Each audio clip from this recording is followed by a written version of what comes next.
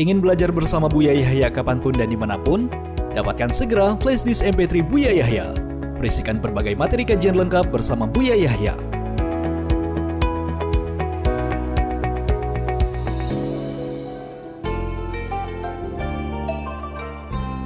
Assalamualaikum.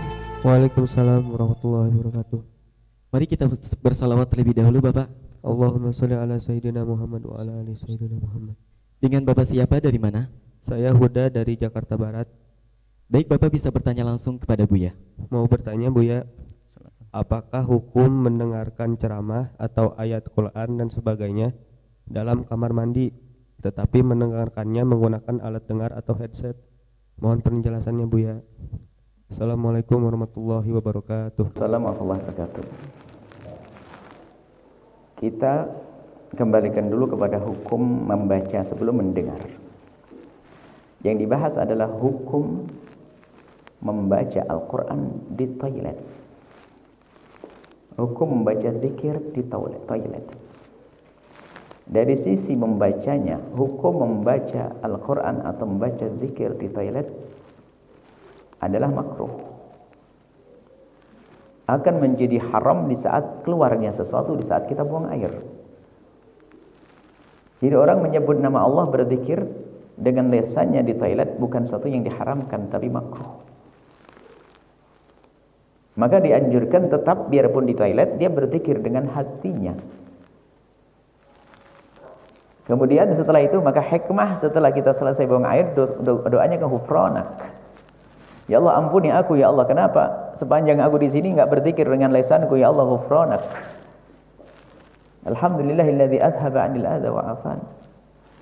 Maka di saat berada di kamar mandi hendaknya kita tidak mengucapkan nama, menyebut nama Allah, berzikir atau membaca Al-Quran dengan lisan kita, akan tapi dengan hati, jangan putus. Kemudian bagaimana hukum mendengarnya? Mendengarnya adalah beda. Karena mendengar kadang tidak kita sengaja. Karena ada orang membaca Al-Quran terdengar sampai di telinga kita. Nah, sekarang menjadi masalah adalah termasuk babnya dimasukkan dalam hal ini adalah di saat Anda memperdengarkan ke telinga Anda kalimat tersebut, maka di saat Anda memperdengarkan, Anda menyengaja menghadirkan kalamullah, zikir kepada Allah di tempat yang tidak terhormat.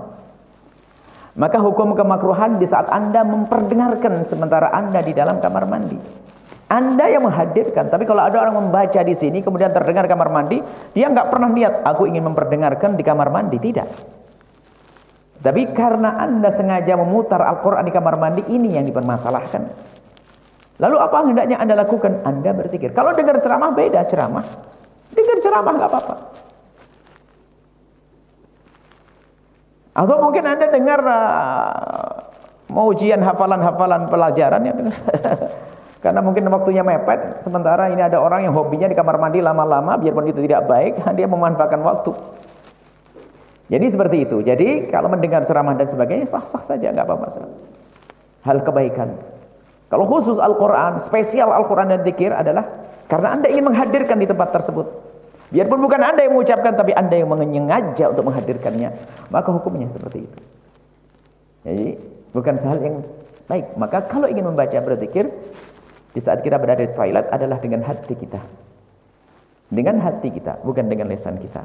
Adapun dengan ceramah sangat beda, itu bukan zikir. Secara umum memang maknanya adalah makna zikir karena mengingatkan kita kepada Allah juga.